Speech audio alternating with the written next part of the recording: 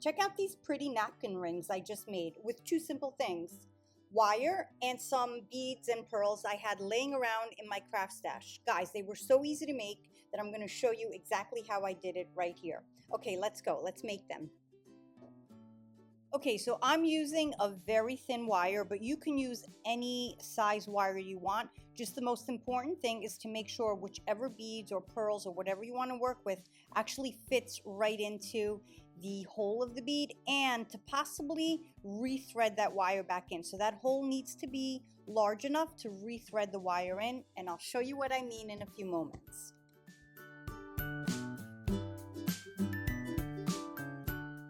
I found myself a bottle that measures 1 3/4 inch diameter, and you can go up to 2 inches because that's the typical size of a napkin ring. And then the next thing I did was stretch out my wire, leave some sticking out, I'd say about 6 or 7 inches, and then tightly I'm wrapping the wire around about 3 times. Then when I get to the top here, I'm going to just twist these two together, just like this. And I have my wire cutters here. I got to tell you, I love this wire cutter set. And I'm also really neat, so I love the wooden base it came with. I linked this below. If you need a wire cutting set, definitely go ahead and check that out. Absolutely love this. Anyway, I'm taking the long nose pliers and I'm gonna have it help me twist this together so I get a nice fit.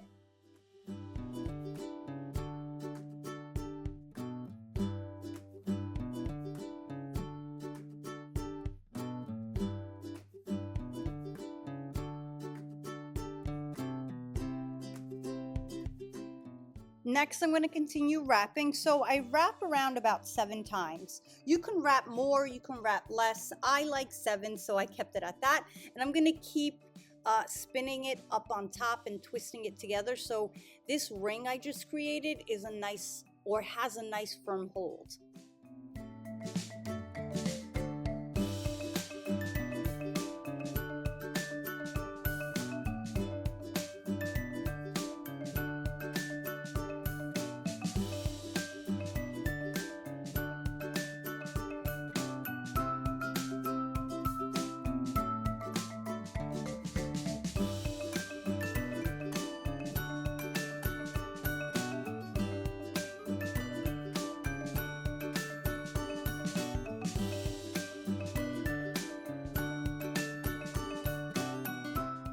Once I slip the napkin ring off the bottle, I'm going to use the wire cutter to cut off the end still attached to all the wire.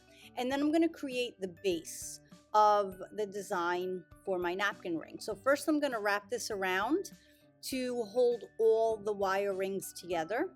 So I'm going to keep wrapping, and then you'll see I like to use the tools here to give it or make it a tighter hold. So I'm using the curved nose one here and I'm twisting. So this twist right here is where eventually I'm going to start wrapping more of my wire around. So I kind of want a base. I like that my rings are spread out at the bottom there, but if you don't, you can attach it with wire, but that's just the look I like. Kind of reminds me of a slinky, if you know or even remember that toy.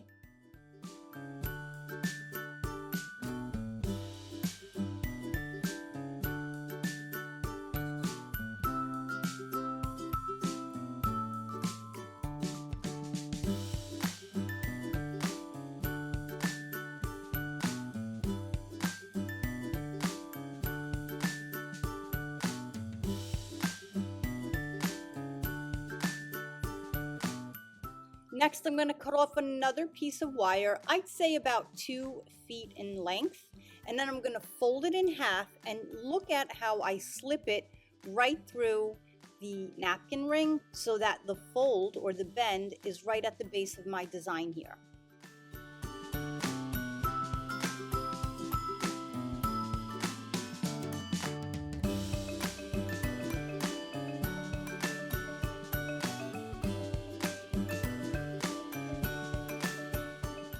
Once I have it in place, I'm going to twist all these wires together so it continues to create a strong base.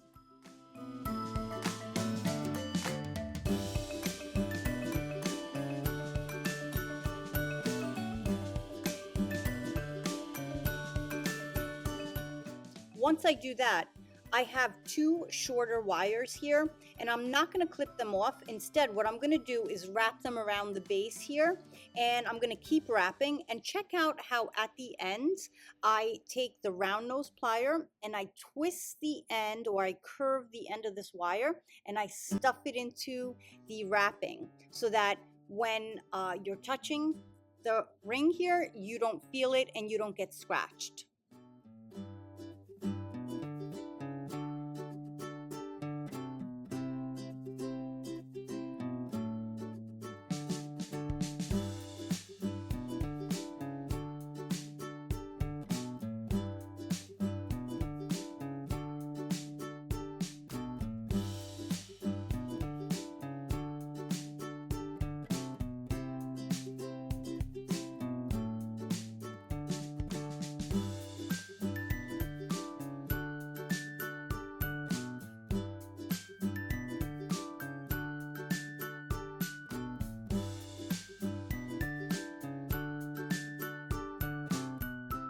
And here's what I meant by that last sharp edge. I like to use the flat nose plier to turn it in so that sharp edge goes into all the twisted wire and it's nice and smooth and it doesn't scratch anyone who will hold your napkin ring.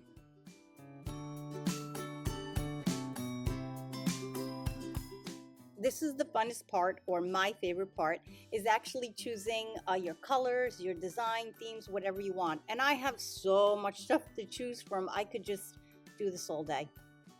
You could even use broken pieces of jewelry if you want. Whatever you have, being creative is possible.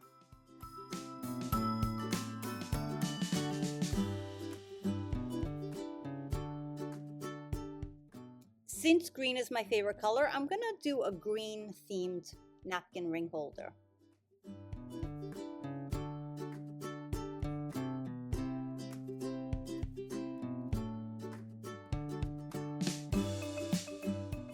And next I'm just going to string on the beads that I want. I like to add the larger ones at the bottom, sometimes in the middle, but always the smallest bead on top, because that's kind of like your closing bead.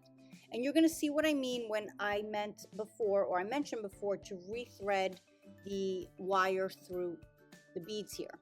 So I got to be honest with the beads that I chose, because I did green, I couldn't rethread them all, but that's okay. And I'll show you how I went around that.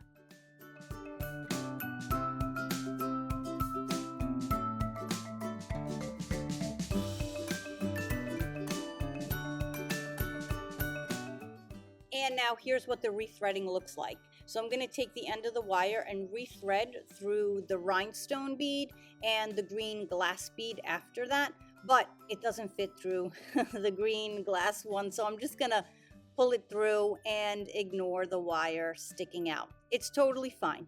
If you love, like me, the design of your napkin ring anyway, just leave it.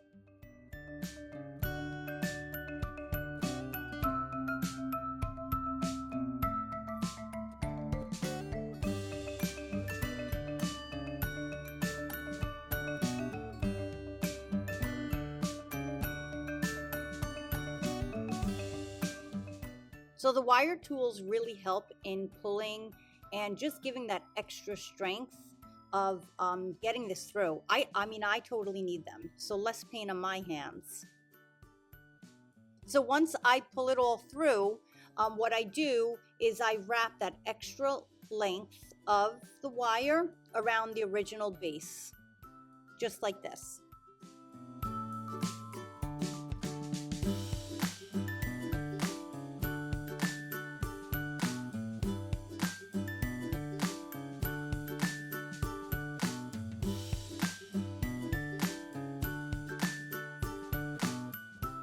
Next, I continue the same process to add however many more of these adorable prongs, for lack of a better term, to this beautiful napkin ring. And if you want to add more and you run out of wire, what you do is simply just cut another about 2 feet of wire and just keep adding to the same base as you did the first time.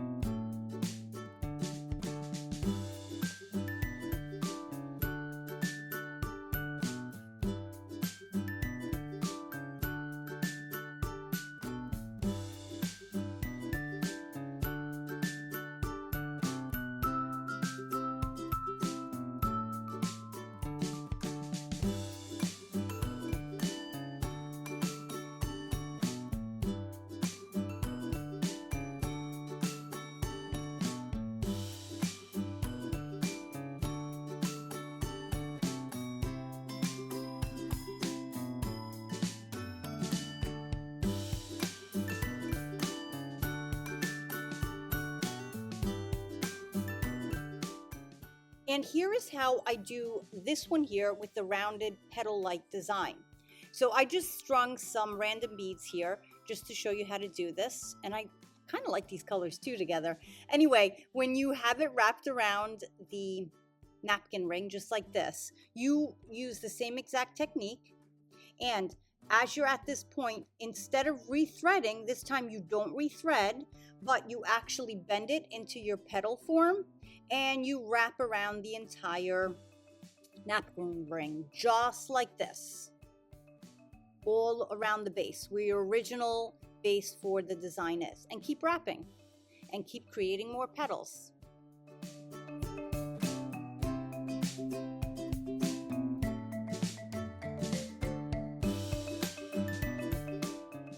And I created these beautiful napkin rings with the help of my wire cutters. I really love them. If you're interested, go ahead and click the link in the description of the video to get your own set. So if you really love tutorials like this and crafts like this to make your home more beautiful, go ahead and check out the other videos right up here on the screen. Thanks again for watching, and please don't forget to subscribe. See you in the next video.